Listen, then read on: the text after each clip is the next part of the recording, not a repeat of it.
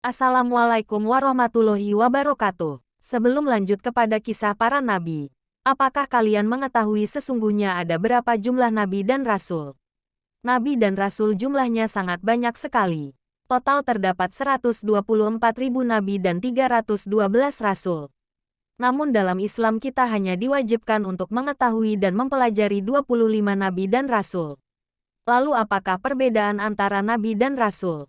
Secara bahasa, Nabi diartikan sebagai hamba Allah SWT yang menerima wahyu melalui malaikat Jibril untuk dirinya sendiri.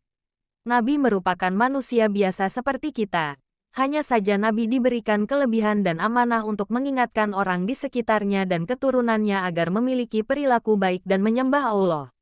Nabi berasal dari istilah kata naba, yang memiliki pengertian dari tempat yang tinggi. Sedangkan Rasul adalah hamba Allah SWT yang menerima wahyu dari Allah SWT melalui malaikat Jibril untuk dirinya sendiri dan umatnya.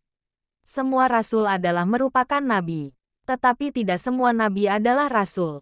Nah, apakah penjelasan mengenai perbedaan antara Nabi dan Rasul cukup mudah untuk dipahami? Tentu mudah bukan? Nah, bagi kalian yang ingin mengetahui lebih dalam tentang Nabi dan Rasul, berikut akan diulas mengenai salah satu dari 25 nabi yang wajib untuk diketahui bagi umat muslim. Pada saat yang sangat kritis ini muncullah sebuah bintang pada malam yang gelap gulita. Sinarnya semakin terang membuat malam menjadi terang benderang. Ia bukan bintang yang biasa, tapi bintang yang sangat luar biasa. Bahkan matahari di siang hari pun malu menampakkan sinarnya karena bintang ini adalah maha bintang yang terlahirkan ke muka bumi. Ialah cahaya dalam kegelapan. Ia adalah cahaya di dalam dada. Ia dikenal dengan nama Muhammad. Menurut sejarawan bintang ini tepat terlahir tanggal 17 Rabiul Awal, 12 Rabiul Awal menurut mazhab Sunni. 570 M. Bintang ini tak pernah padam walaupun 14 abad setelah ketiadaannya. Bahkan ia semakin terang dan semakin terang. Dari bintang ini terlahir 13 bintang yang lain, yang selalu menjadi hujah bagi bintang-bintang yang sulit bersinar lainnya di setiap zamannya. Ia memiliki silsilah yang berhubungan langsung dengan jawara tauhid melalui anaknya Ismail AS, yang dilahirkan melalui rahim-rahim suci dan terpelihara dari perbuatan-perbuatan mensekutukan Tuhan. Ia begitu suci sehingga Tuhan memerintahkan kepada para malaikat dan jin untuk bersujud kepada Adam. Karena cahayanya dibawa oleh Adam AS untuk disampaikan kepada maksud. Ia adalah rencana Tuhan yang teramat besar yang langit dan bumi pun takkan sanggup memikulnya.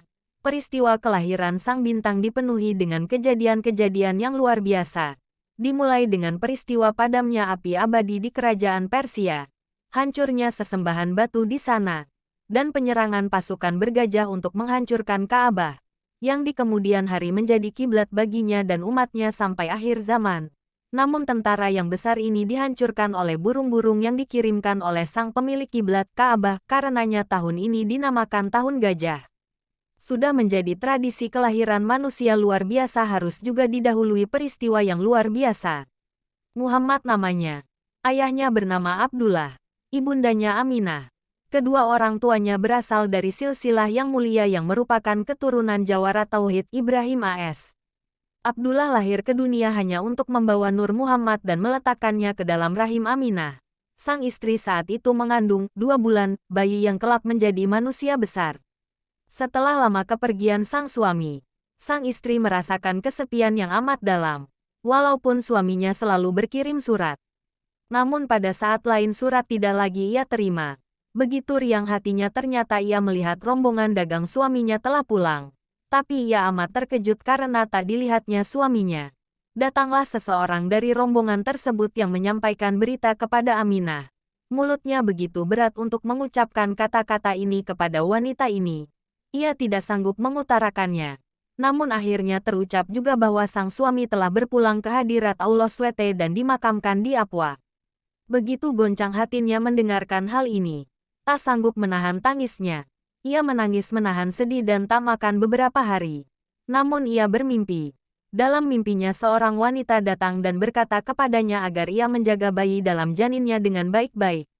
Ia berulang kali bermimpi bertemu dengan wanita tersebut yang ternyata adalah Maryam binti Imran ibu Isa AS. Dalam mimpinya sang wanita mulia ini berkata, kelak bayi yang ada di dalam rahimmu akan menjadi manusia paling mulia sejagat raya. Maka jagalah ia baik-baik hingga kelahirannya. Saat ayahanda Muhammad yang mulia ini wafat dalam usia 20 tahun, riwayat lain 17 tahun, sang bintang kita ini sedang berada dalam kandungan ibunya. Beberapa tahun kemudian bunda sang bintang menyusul suaminya dan dimakamkan di Apwa juga. Muhammad dibawa pulang oleh Ummu Aiman dan diasuh oleh kakeknya. Belum lagi hilang duka setelah ditinggal sang bunda. Ia pun harus kehilangan kakeknya ketika umurnya belum lagi menginjak 8 tahun. Setelah kepergian sang kakek, sang bintang Muhammad diasuh oleh pamannya, Abu Tholib, seorang putra Abdul Muthalib yang pertama menyatakan keimanannya kepada kemenakannya sendiri, Muhammad. Pemandu ilahi selalu saja dipilihkan oleh ilahi untuk memiliki profesi sebagai seorang gembala. Melalui profesi ini beliau mengarungi beberapa waktu kehidupannya untuk menjadi gembala domba yang lebih besar. Inilah pilihan ilahi yang memilihkan baginya sebuah jalan di mana hal ini penting bagi orang yang akan berjuang melawan orang-orang hina yang berpikiran sampai menyembah aneka batu dan pohon. Ilahi menjadikannya kuat sehingga tidak menyerah kepada apapun kecuali keputusannya. Ada penulis sirah yang mengutip kalimat Nabi berikut ini. Semua nabi pernah menjadi gembala sebelum beroleh jabatan kerasulan. Orang bertanya kepada Nabi, apakah Anda juga pernah menjadi gembala? Beliau menjawab, ya, selama beberapa waktu saya menggembalakan domba orang Mekah di daerah Qororid. Sang bintang terlahir bukan dari kalangan orang yang teramat kaya. Belum lagi ia dilahirkan sebagai seorang yatim. Dan telah kehilangan ayah, ibu di masa kecil sebagai tempat bernaung. Apa yang dapat dikatakan oleh anak kecil yang telah kehilangan kedua orang tuanya sedangkan dia sendiri masih membutuhkan naungan kedua orang tua dan kasih sayang mereka? Mari kita masuk ke Jazirah Arabia lebih jauh lagi. Kita dapat melihat bahwa kondisi keuangan Muhammad terbilang cukup sulit. Muhammad terkenal dengan kemuliaan rohaninya, keluhuran budi, keunggulan akhlak dan dirinya dikenal di masyarakat sebagai orang jujur. Al-Amin, ia menjadi salah seorang kafilah dagang Khadijah yang terpercaya dan Khadijah memberikan 2 kali lipat dibandingkan yang diberikannya kepada orang lain. Kafilah Quraisy, termasuk barang dagangan Khadijah, siap bertolak. Kafilah tiba di tempat tujuan. Seluruh anggotanya mengeruk laba, namun laba yang diperoleh Nabi lebih banyak ketimbang lain. Kafilah kembali ke Makkah. Dalam perjalanan, sang bintang melewati negeri Ad dan Samud. Keheningan kematian yang menimpa kaum pembangkang itu mengundang perhatian sang bintang. Kafilah mendekati Mekah. Maisarah berkata kepada sang bintang, alangkah baiknya jika Anda memasuki Mekah mendahului kami dan mengabarkan kepada Khadijah tentang perdagangan dan keuntungan besar yang kita dapatkan. Nabi tiba di Mekah ketika Khadijah sedang duduk di kamar atasnya. Ia berlari turun dan mengajak Nabi ke ruangannya. Nabi menyampaikan, dengan menyenangkan, hal-hal menyangkut barang dagangan. Maisarah menceritakan tentang kebesaran jiwa Al-Amin selama perjalanan dan perdagangan. Maisarah menceritakan di Busra, Al-Amin duduk di bawah pohon untuk istirahat. Seorang pendeta, yang sedang duduk di biaranya, kebetulan melihatnya. Ia datang seraya menanyakan namanya kepada saya. Kemudian ia berkata, orang yang duduk di bawah naungan pohon itu adalah Nabi, yang tentangnya telah saya baca banyak kabar gembira di dalam Taurat dan Injil. Kemudian Khadijah menceritakan apa yang didengarnya dari Maisarah kepada Warakah bin Naufal, si Hanif dari Arabia. Warakah mengatakan, orang yang memiliki sifat-sifat itu adalah Nabi berbangsa Arab. Kebanyakan sejarawan percaya bahwa yang menyampaikan lamaran Khadijah kepada Nabi ialah Nafsiyah binti Aliyah sebagai berikut, wahai Muhammad, katakan terus terang. Apa sesungguhnya yang menjadi penghalang bagimu untuk memasuki kehidupan rumah tangga? Kukira usiamu sudah cukup dewasa. Apakah Anda akan menyambut dengan senang hati jika saya mengundang Anda kepada kecantikan, kekayaan, keanggunan, dan kehormatan? Nabi menjawab, apa maksud Anda? Ia lalu menyebut Khadijah. Nabi lalu berkata, apakah Khadijah siap untuk itu? Padahal dunia saya dan dunianya jauh berbeda. Nafsiyah berujar, saya mendapat kepercayaan dari dia, dan akan membuat dia setuju. Anda perlu menetapkan tanggal perkawinan agar walinya, Ammar bin Asad, dapat mendampingi Anda beserta handai tolan Anda, dan upacara perkawinan dan perayaan dapat diselenggarakan. Kemudian Muhammad membicarakan hal ini kepada pamannya yang mulia, Abu Tholib. Pesta yang agung pun diselenggarakan. Sang paman yang mulia ini menyampaikan pidato, mengaitkannya dengan puji syukur kepada Tuhan. Tentang keponakannya, ia berkata demikian, "Keponakan saya Muhammad bin Abdullah lebih utama daripada siapapun di kalangan Quraisy. Kendati tidak berharta, kekayaan adalah bayangan yang berlalu, tetapi asal-usul dan silsilah adalah permanen." Warakah, paman Khadijah, tampil dan mengatakan sambutannya, "Tak ada orang Quraisy yang membantah kelebihan Anda. Kami sangat ingin memegang tali kebangsawanan Anda." Upacara pun dilaksanakan. Mahar ditetapkan 40 dinar, ada yang mengatakan 20 ekor unta. Sang bintang sekarang mulai dewasa. Ia mempunyai seorang istri yang begitu lengkap kemuliaannya. Dari perkawinan ini Khadijah melahirkan 6 orang anak, 2 putra, Qasim, dan Abdullah, yang dipanggil At-Tayyib, dan At-Tahir. 3 orang putrinya masing-masing Ruqayyah, Zainab, Ummu Kaltsum, dan Fatimah. Kedua anak laki-lakinya meninggal sebelum Muhammad diutus menjadi Rasul. Ketika umur sang bintang mulai menginjak 35 tahun, banjir dahsyat mengalir dari gunung ke Ka'bah. Akibatnya, tak satu pun rumah di Makkah selamat dari kerusakan. Dinding Ka'bah mengalami kerusakan. Orang Quraisy memutuskan untuk membangun Ka'bah tapi takut membongkarnya. Walid bin Mughirah, orang pertama yang mengambil linggis, meruntuhkan 2 pilar tempat suci tersebut. Ia merasa takut dan gugup. Orang Mekah menanti jatuhnya sesuatu. Tapi ketika ternyata Walid tidak menjadi sasaran kemarahan berhala, mereka pun yakin bahwa tindakannya telah mendapatkan persetujuan dewa. Mereka semua lalu ikut bergabung meruntuhkan bangunan itu. Pada saat pembangunan kembali Ka'bah, diberitahukan pada semua pihak sebagai berikut. Dalam pembangunan kembali Ka'bah, yang dinafkahkan hanyalah kekayaan yang diperoleh secara halal. Uang yang diperoleh lewat cara-cara haram atau melalui suap dan pemerasan tak boleh dibelanjakan untuk tujuan ini. Terlihat bahwa ini adalah ajaran para nabi, dan mereka mengetahui tentang kekayaan yang diperoleh secara tidak halal.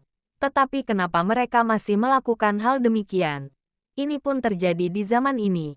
Di Indonesia, rakyat ataupun pemerintahnya mengetahui tentang halal dan haramnya suatu harta kekayaan ataupun perbuatan yang salah dan benar, tapi mereka masih saja melakukan perbuatan itu walaupun tahu itu adalah salah. Mari kita kembali lagi menuju Mekah. Ketika dinding Ka'bah telah dibangun dalam batas ketinggian tertentu, tiba saatnya untuk pemasangan Hajar Aswad pada tempatnya. Pada tahap ini, muncul perselisihan di kalangan pemimpin suku.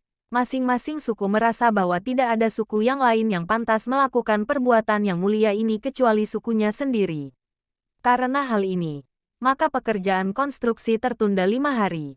Masalah mencapai tahap kritis.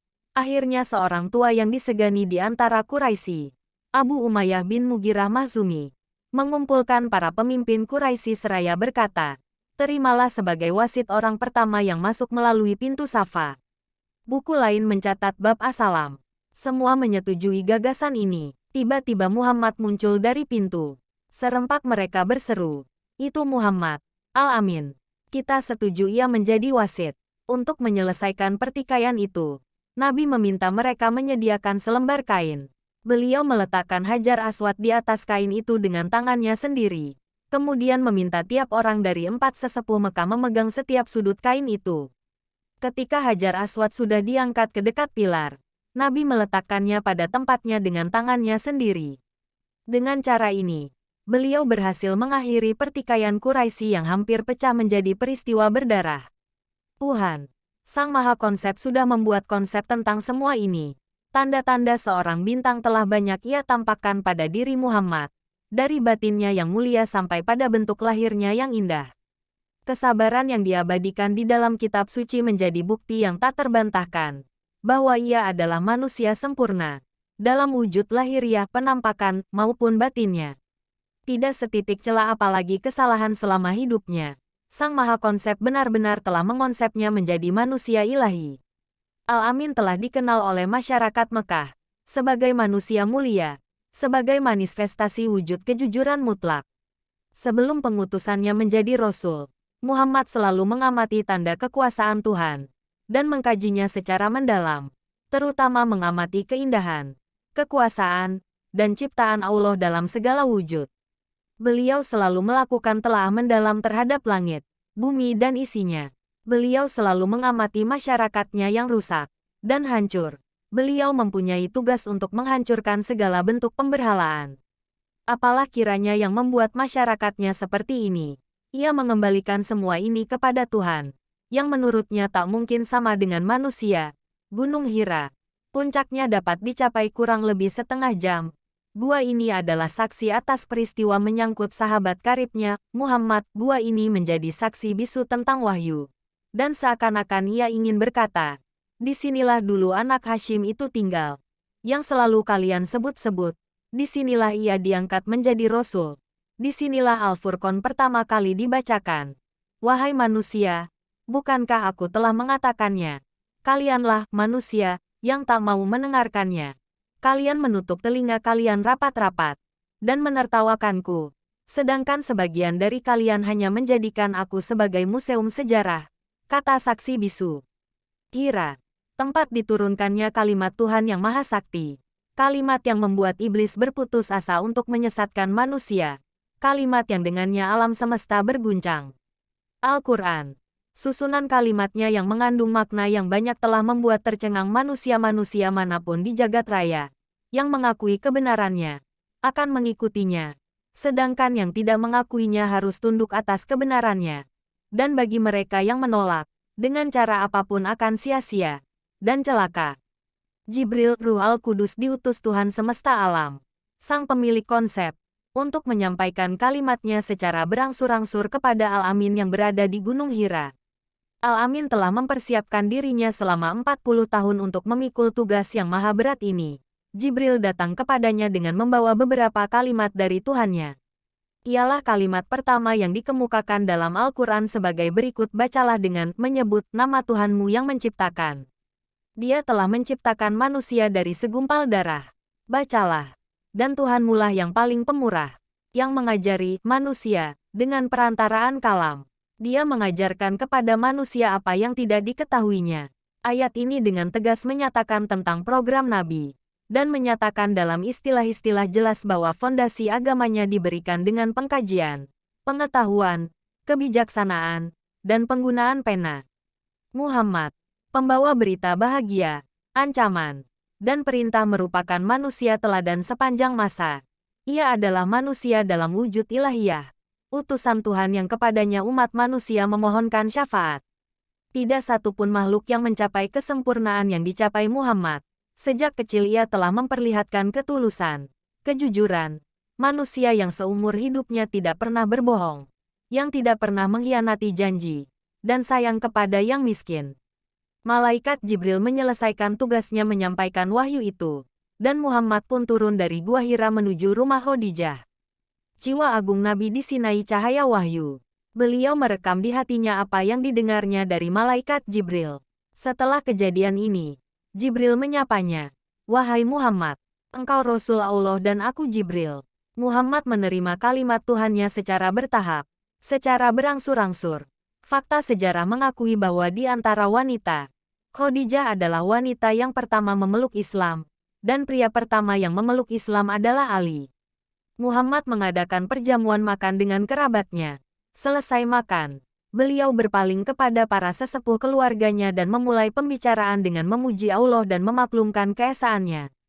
Lalu beliau berkata, "Sesungguhnya, pemandu suatu kaum tak pernah berdusta kepada kaumnya.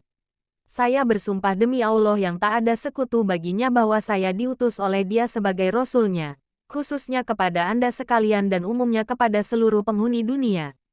Wahai kerabat saya, Anda sekalian akan mati. Sesudah itu, seperti Anda tidur, Anda akan dihidupkan kembali dan akan menerima pahala menurut amal Anda. Imbalannya adalah surga Allah yang abadi, bagi orang lurus, dan nerakanya yang kekal, bagi orang yang berbuat jahat." Lalu beliau menambahkan, "Tak ada manusia yang pernah membawa kebaikan untuk kaumnya ketimbang apa yang saya bawakan untuk Anda. Saya membawakan kepada Anda rahmat dunia maupun akhirat. Tuhan saya memerintahkan kepada saya untuk mengajak Anda kepadanya. Siapakah di antara Anda sekalian yang akan menjadi pendukung saya sehingga ia akan menjadi saudara, wasi penerima wasiat, dan khalifah pengganti Ketika pidato Nabi mencapai poin ini, kebisuan total melanda pertemuan itu. Ali, remaja berusia 15 tahun, memecahkan kebisuan itu. Ia bangkit seraya berkata dengan mantap, "Ayuro wahai Nabi Allah, saya siap mendukung Anda." Nabi menyuruhnya duduk. Nabi mengulang 3 kali ucapannya. Tapi tak ada yang menyambut kecuali Ali yang terus melontarkan jawaban yang sama. Beliau lalu berpaling kepada kerabatnya seraya berkata, "Pemuda ini adalah saudara, wasi, dan khalifah saya di antara kalian. Dengarkanlah kata-katanya dan ikuti dia." Pemakluman Khilafah Imamah Ali di hari-hari awal kenabian Muhammad memperlihatkan bahwa dua kedudukan ini berkaitan satu sama lain. Ketika Rasulullah diperkenalkan kepada masyarakat, khalifahnya juga ditunjuk dan diperkenalkan pada hari itu juga. Ini dengan sendirinya menunjukkan bahwa kenabian dan imamah merupakan dua hal yang tak terpisahkan. Peristiwa di atas membuktikan heroisme spiritual dan kebenaran Ali. Karena, dalam pertemuan di mana orang-orang tua dan berpengalaman tenggelam dalam keraguan dan keheranan, ia menyatakan dukungan dan pengabdian dengan keberanian sempurna dan mengungkapkan permusuhannya terhadap musuh Nabi tanpa menempuh jalan politisi yang mengangkat diri sendiri. Kendati waktu itu ia yang termuda di antara yang hadir, pergaulannya yang lama dengan Nabi telah menyiapkan pikirannya untuk menerima kenyataan, sementara para sesepuh bangsa ragu-ragu untuk menerimanya. Setelah berdakwah kepada kaum kerabatnya, Nabi berdakwah terang-terangan kepada kaum Quraisy.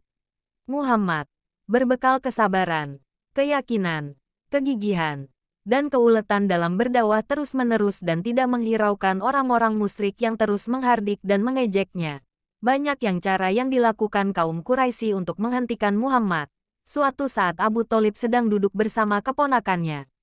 Juru bicara rombongan yang mendatangi rumah Abu Thalib membuka pembicaraan dengan berkata, "Wahai Abu Thalib, Muhammad mencerai-beraikan barisan kita dan menciptakan perselisihan di antara kita. Ia merendahkan kita dan mencemooh kita dan berhala kita. Jika ia melakukan itu karena kemiskinan dan kepapaannya, kami siap menyerahkan harta berlimpah kepadanya. Jika ia menginginkan kedudukan, kami siap menerimanya sebagai penguasa kami dan kami akan mengikuti perintahnya. Bila ia sakit dan membutuhkan pengobatan, kami akan membawakan tabib ahli untuk merawatnya." Abu Thalib berpaling kepada Nabi seraya berkata, "Para sesepuh Anda datang untuk meminta Anda berhenti mengkritik berhala supaya mereka pun tidak mengganggu Anda."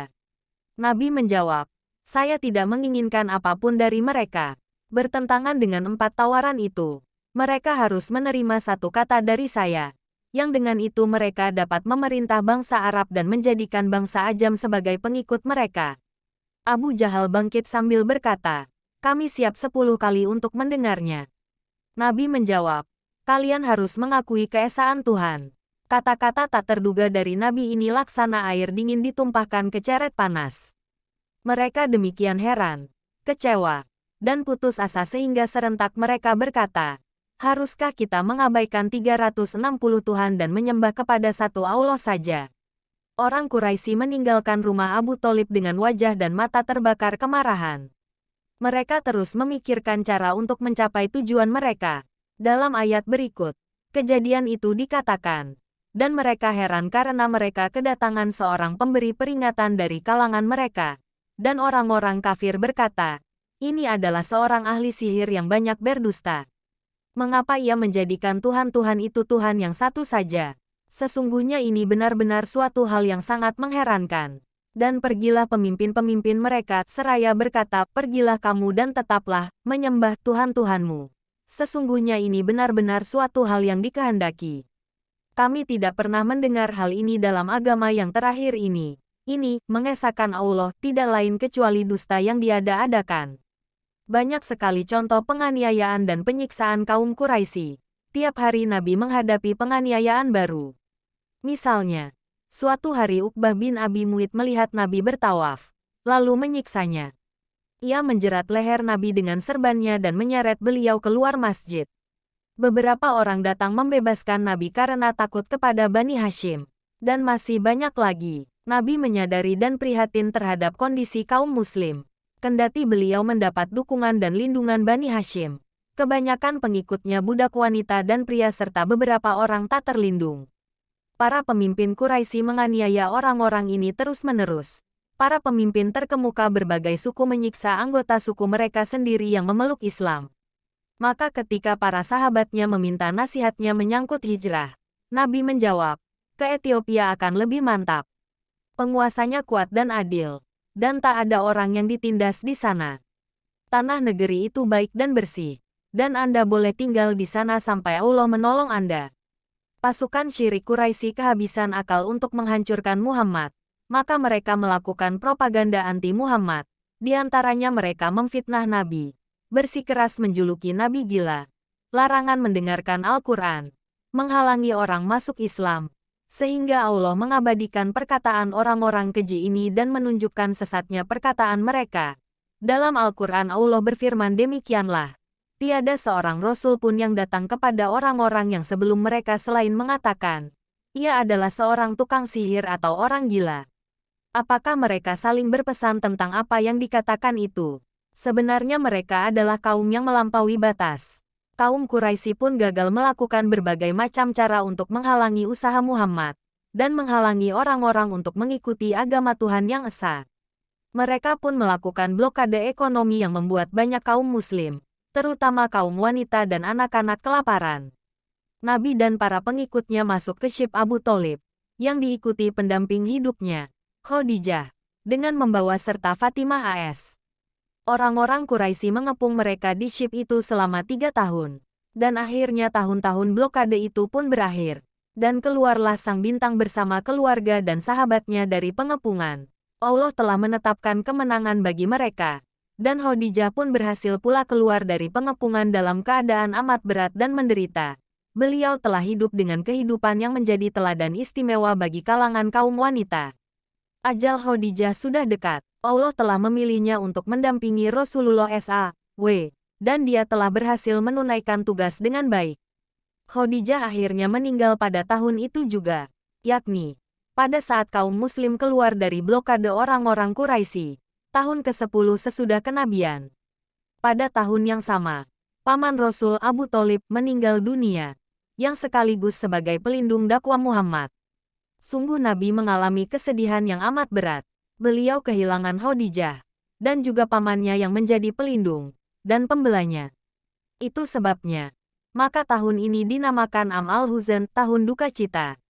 Bukan hanya Rasul yang terpukul hatinya, Fatimah, yang belum kenyang mengenyam kasih sayang seorang ibu dan kelembutan belayannya, ikut pula menanggungnya. Kedukaan menyelimuti dan menindihnya di tahun penuh kesedihan itu. Fatimah kehilangan ibundanya, berpisah dari orang yang menjadi sumber cintanya dan kasih sayangnya. Acap kali dia bertanya kepada ayahandanya, "Ayah, kemana ibu?" Kalau sudah begini, tangisnya pecah, air matanya meleleh, dan kesedihan menerpa hatinya. Rasul merasakan betapa berat kesedihan yang ditanggung putrinya. Setelah wafatnya Abu Tholib, kaum kafir Quraisy semakin berani mengganggu Muhammad. Akhirnya Muhammad berhijrah ke Yasrib. Peristiwa hijrahnya Nabi ke Yasrib merupakan momen awal dari lahirnya negara Islam. Penduduk Yasrib bersedia memikul tanggung jawab bagi keselamatan Nabi. Di bulan Rabiul Awal tahun ini, saat hijrahnya Nabi terjadi, tak ada seorang muslim pun yang tertinggal di Mekah kecuali Nabi, Ali dan Abu Bakar, dan segelintir orang yang ditahan Quraisy atau karena sakit, dan lanjut usia. Kaum Quraisy yang berada di Mekah akhirnya membuat kesepakatan untuk membunuh Muhammad di malam hari, dan masing-masing suku mempunyai wakil, sehingga Bani Hashim tidak dapat menuntut balas atas kematian Muhammad. Orang-orang ini memang bodoh. Mereka mengira Muhammad dapat dihancurkan hanya dengan cara seperti ini, seperti urusan duniawi mereka. Jibril datang memberitahu Nabi tentang rencana kejam kaum kafir itu. Al-Quran merujuk pada kejadian itu dengan kata-kata, "Dan ingatlah ketika orang-orang kafir Quraisy memikirkan daya upaya terhadapmu untuk menangkap dan memenjarakanmu atau membunuhmu atau mengusirmu. Mereka memikirkan tipu daya dan Allah menggagalkan tipu daya itu. Dan Allah sebaik-baik pembalas tipu daya." Ali berbaring melewati cobaan yang mengerikan demi keselamatan Islam menggantikan Nabi. Sejak sore, ia bukan orang tua yang lanjut usia, tapi seorang anak muda yang begitu berani mengorbankan nyawanya untuk sang Nabi. Ia yang bersama Khadijah adalah orang yang pertama-tama beriman kepada Nabi. Dialah orang yang rela berkorban untuk Nabi. Ali, sekali lagi Ali. Kepadanya Nabi berkata, tidurlah di ranjang saya malam ini dan tutupi tubuh Anda dengan selimut hijau yang biasa saya gunakan. Karena musuh telah bersekongkol membunuh saya. Saya harus berhijrah ke Yasrib. Ali menempati ranjang Nabi sejak sore. Ketika 3/4 malam lewat, 40 orang mengepung rumah Nabi dan mengintipnya melalui celah. Mereka melihat keadaan rumah seperti biasanya, dan menyangka bahwa orang yang sedang tidur di kamar itu adalah Nabi.